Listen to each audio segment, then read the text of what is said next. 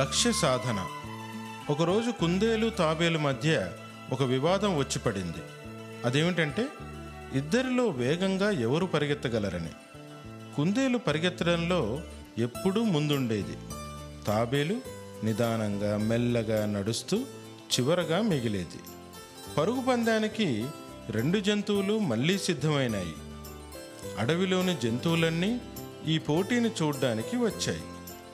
పరుగును ప్రారంభించే ఒక సూచికను, తిరిగి పరుగు పూర్తయ్యేటువంటి ఒక సూచికను నిర్దేశించాయి. సింహం ఈ పోటీకి న్యాయ నిర్ణేతగా వ్యవహరించింది. జిరాఫీ ఈల వేసి పరిగెత్తడానికి అనుమతించింది. పరుగు ప్రారంభమైంది.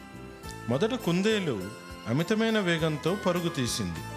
తాబేలు నెమ్మదిగా అడుగులో అడుగు వేసుకుంటూ వెళ్ళసాగింది. కానీ కుందేలు వేగంగా పరిగెత్తడం వల్ల పరుగు పూర్తయ్యే సూచికకు చాలా దగ్గరగా ఉన్న ఒక చెట్టు కిందకు చేరుకుంది. కుందేలు బాగా అలసిపోయి ఉంది. దాంతో తాబేలు మెల్లగా వచ్చి నన్ను దాటేలోపు తిరిగి నేను పరుగు తీసి విజయం సాధించగలను అనే ధీమాతో చెట్టు కిందనే నిద్రపోయింది. నెమ్మదిగల తాబేలు అలా నడుస్తూ చెట్టు కింద విశ్రమిస్తున్న కుందేలును చూసి చిన్నగా నవ్వుకుంటూ ఆ చెట్టును దాటుకొని తన లక్ష్యం వైపుకు సూటిగా సాగిపోయింది తాబేలు. పరుగు పూర్తయ్యే సూచికను చేరుకుంది తాబేలు.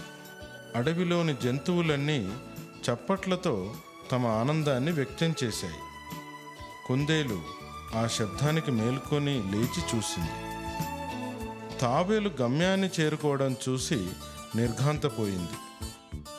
సింహం తాబేలును విజేతగా ప్రకటించింది.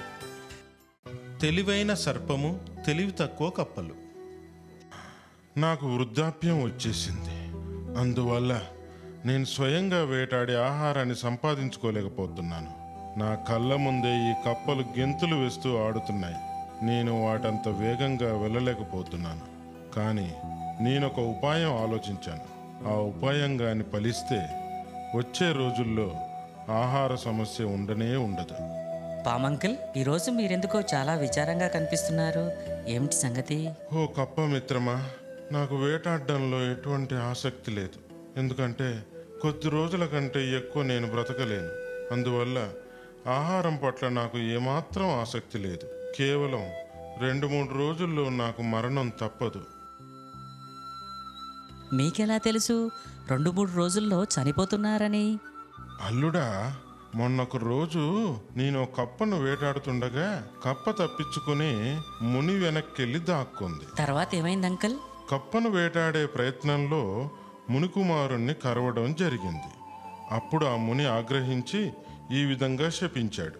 ఓ ముసలిపామా, మిగిలిన ఈ జీవితాన్ని కప్పలను మోసే వాహనమై బ్రతుకు పొమ్మని శపించాడు. అర్రే, అయితే మేమంతా నీ వీపుపై స్వారీ చేయవచ్చు కదా? అవునల్లుడా, అందుకే నేను ఇక్కడికి వచ్చాను. రండి సోదరులారా, రండి. పామంకల్ వీపుపై ఎక్కి స్వారీ చేద్దాం, రండి. ఈ పాము వీపుపై మనం స్వారీ చేయడం నిజంగా ఎంతో బాగుంది. నేను ఇంకొక అడుగైనా నడవలేను. పదండి అంకుల్, ఎందుకు మీరు ఆగిపోయారు?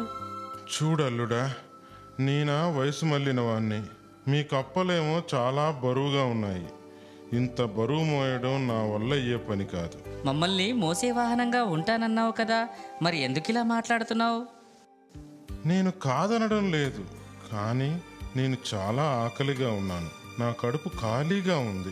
ఏదో ఒకటి తినకపోతే అడుగు కూడా ముందుకు వేయలేను. అలాగే ఈ కప్పను తిను.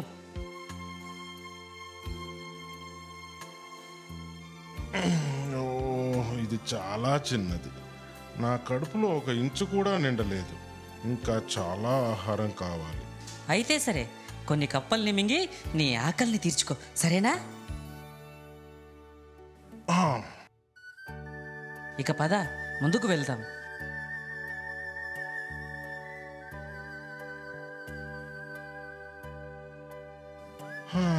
ఇప్పుడెందుకు ఆగిపోయావు పామంకుల్? ఇంకేముంది, నాకు ఆకలి వేస్తుంది. మీ కప్పలు చాలా బరువుగా ఉన్నాయి. ఇక్కడి నుంచి ప్రయాణించడం అసంభవం. మేము నీటిలో జీవించే జీవరాశులం. మేము ఇప్పటికే మడుగుకు చాలా దూరం వచ్చేసాం. ఈ ప్రయాణం కొనసాగించి తిరుగు మేము మా మడుగును చేరుకోవాలి. దయచేసి ప్రయాణం ప్రారంభించవా? అయితే మాలో కొన్ని కప్పల్ని తిని మా గమ్యాలకు మమ్మల్ని చేర్చవా పామంకల్?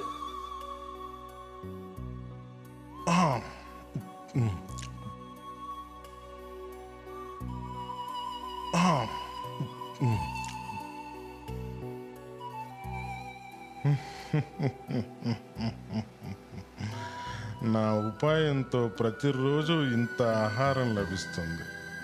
ఇక నేను ఆహారం గురించి చింత చెందాల్సిన అవసరమే లేదు.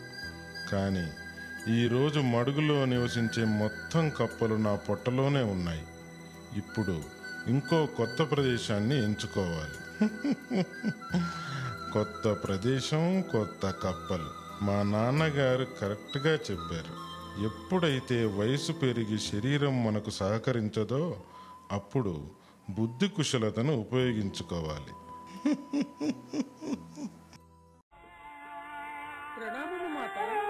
హనుమ, ఈ పని వల్ల నీవు నా హృదయంలో చోటు సంపాదించగలిగావు. లక్ష్మణ భరత శత్రుఘ్నులకు ఎలాంటి స్థానం ఉందో నీకు అంతే